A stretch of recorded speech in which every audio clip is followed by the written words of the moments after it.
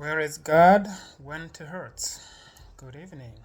My name is Claude, and today we're going to discuss this question that everyone asks themselves. The question is why we suffer in the first place. So, when we are suffering, where is God?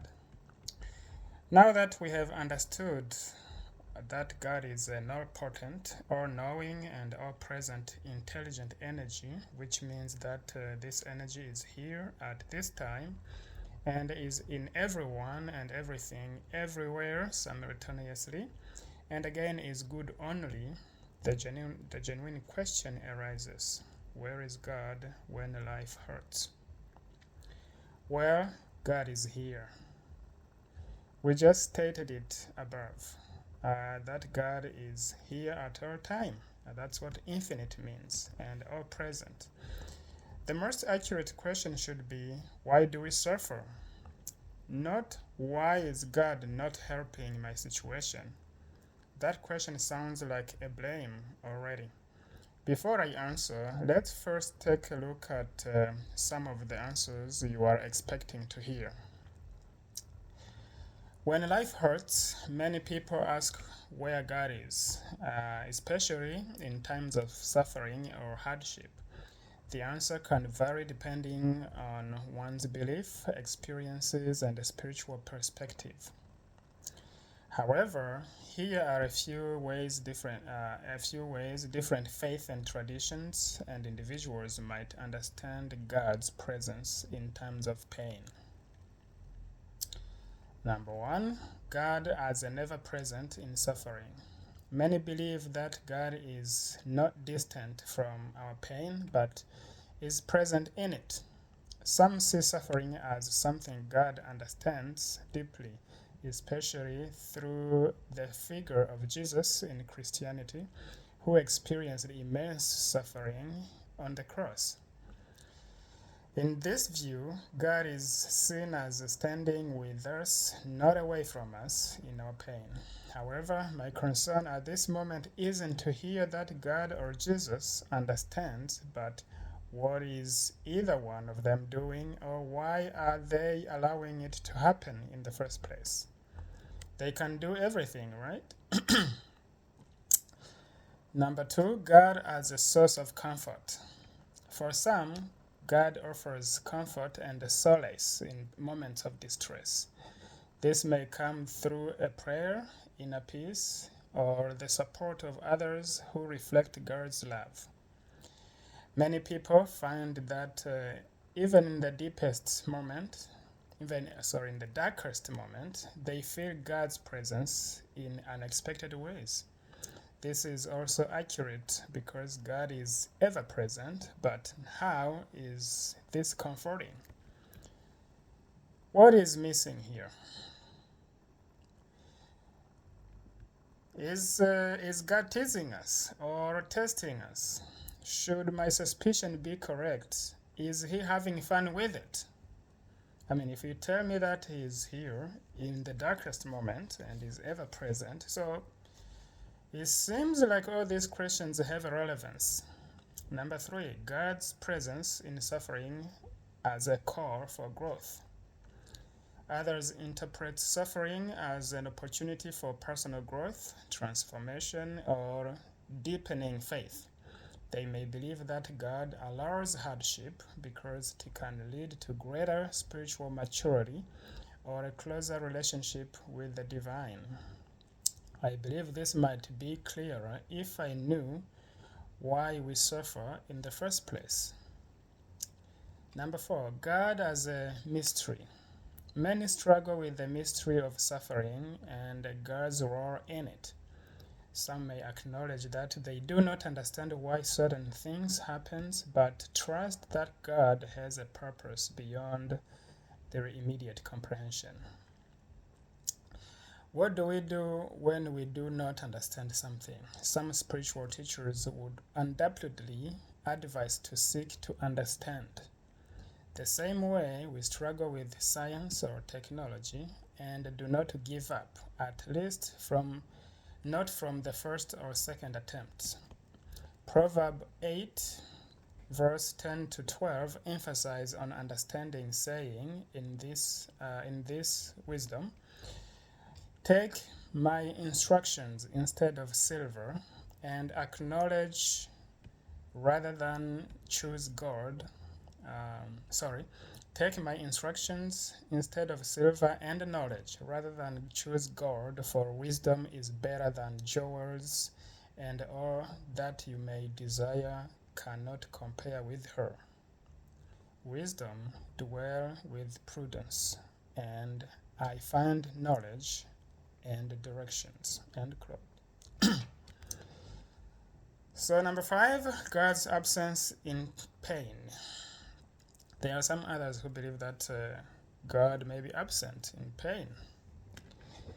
Some people, especially in times of intense suffering, may feel abandoned or question God's presence.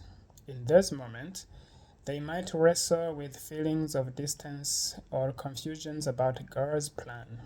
Even so, they may find that their journey through doubt or pain ultimately deepens their spiritual search or connection. Ultimately, where God is when life hurts depends on one's personal understanding of faith, and some may find comfort in knowing that God is with them in their pain, while others may struggle with the silence or the mystery of suffering. It's deeply personal, a personal journey that can evolve over time.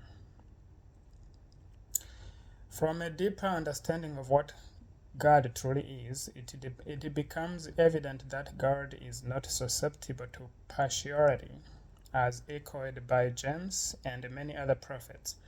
In James 3, verse 17, we are reminded, quote, but the wisdom from above is first pure, then peaceable, gentle, open to reason, full of mercy and good fruits, impartial and sincere. End quote. From this verse and the very nature of God, we understand that God cannot be a participant in pain and suffering, because such states are fundamentally opposite to God's essence. With this perspective clarified, we are left to ask, why do we suffer in the first place? The story of Adam's temptation to eat from the forbidden fruit provides an insight into how our disobedience introduces experiences that deviate from goodness. Adam's temptation was the first exercise of human free will. It also illustrates what happens when we astray from divine energy. We feel disconnected, as if unplugged from the vital life source. This experience is not a punishment from God, but rather the natural consequence of our choices. Research in kinesiology has shown that the human body responds with strength when exposed to life-sustaining substances or truthful statements, and weakens when exposed to harmful substances or false statements. Those life-sustaining substances are everything that nourish the body, while those that are harmful to the body includes what we know like alcohol, tobacco, and drugs. Similarly, numerous studies exploring the relationship between thoughts and feelings have demonstrated that our feelings arise from the chemical reaction triggered by our thoughts. Positive thoughts release chemicals or hormones associated with positive feelings, while negative thoughts generate chemical linked to negative emotions.